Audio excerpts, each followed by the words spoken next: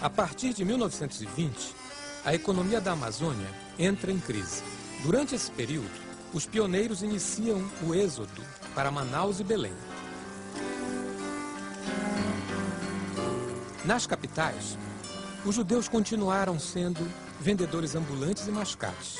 Mas com o tempo, eles prosperaram e tornaram-se grandes lojistas e exportadores de produtos regionais e industriais.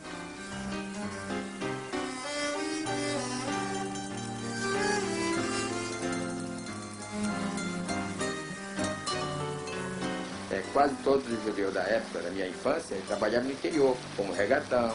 Aquilo que os nossos fizeram no passado, eu vim fazer bem agora.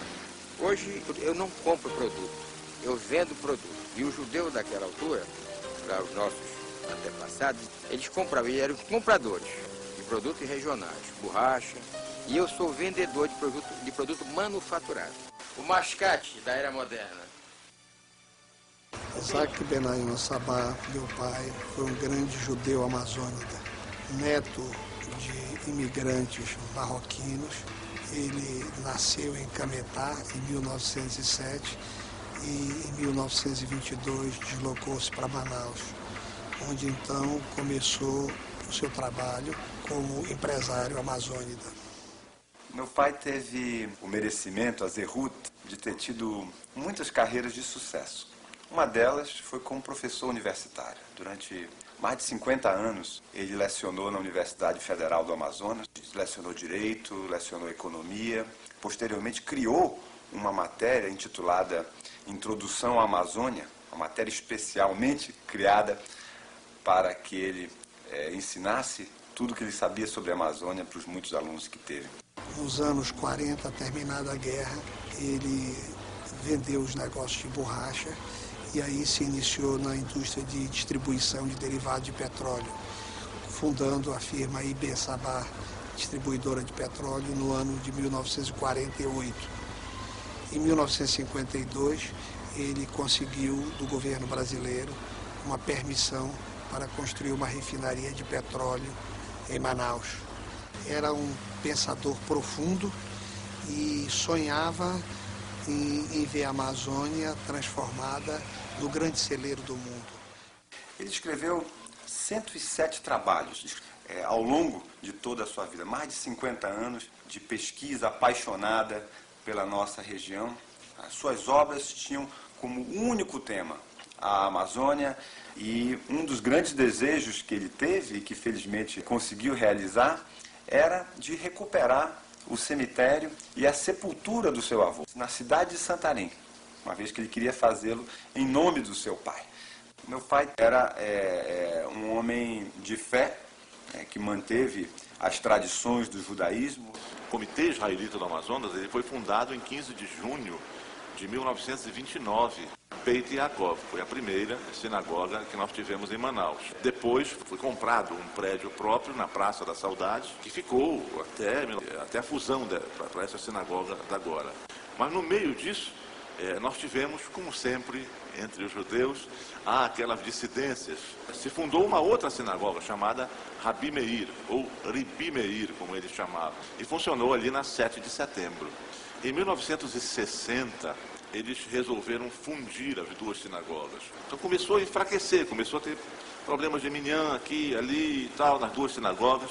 E em 62 foi inaugurado este templo, que levou o nome das duas sinagogas, Beit Yaakov, Rabi Meir.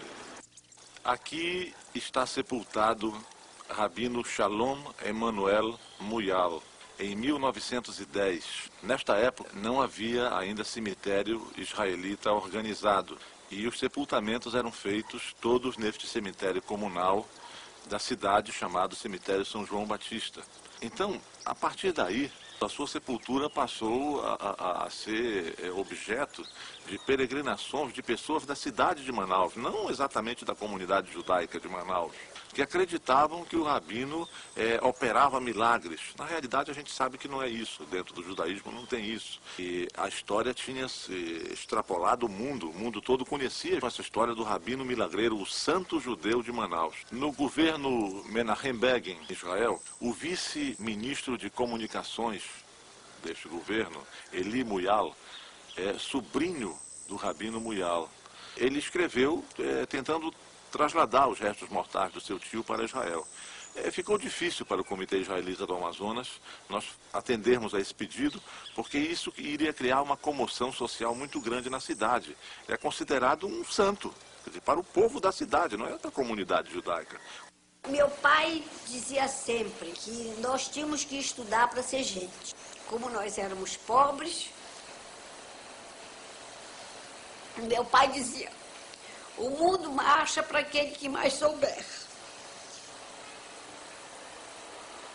Então nós tínhamos que estudar, e muito, senão, pau neles. Foi uma pessoa que ele morreu no dia que ele quis morrer. Ele estava casando uma neta. Aí chamou o Samuel e disse, meu filho, se eu não conseguir sobreviver o dia 22, você está autorizado, como bom judeu, ele disse, você está autorizado a fazer uma festa, dançarem, pularem, fazerem o que quiserem, porque é sua única filha mulher. Então você vai fazer isso. Então ele estava muito doente, muito. Todo dia ele dizia para mim, minha filha, que dia é hoje? Eu dizia, dia tal. Que dia é hoje? Todo dia me perguntava, eu tal. Quando foi no dia do casamento da nora, ele virou-se para mim e disse, você não vai se vestir para o casamento? Eu falei, não, papai, eu não vou. Falou, vai sim, vai já se vestir e vá. E tem um detalhe, você vai trazer a nora vestida de noiva aqui em casa. Olha só, o velho era esperto. Que é para eu poder abençoá-la. Quando eu voltei, eu trouxe a nora e o Wilco. Aí ele disse, agora sim.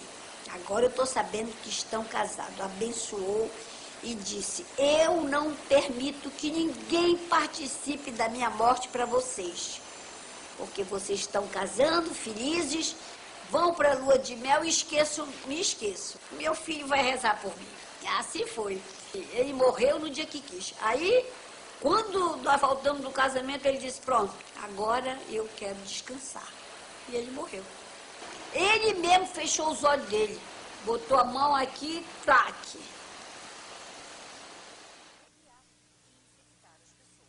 Como meu pai sempre dizia, sigam o judaísmo com fé, esperança, amor, dedicação, trabalho para a comunidade. Isso é importante. Prova está que até hoje fomos vítimas da diáspora e estamos vivos em plena floresta amazônica, nós somos judeus.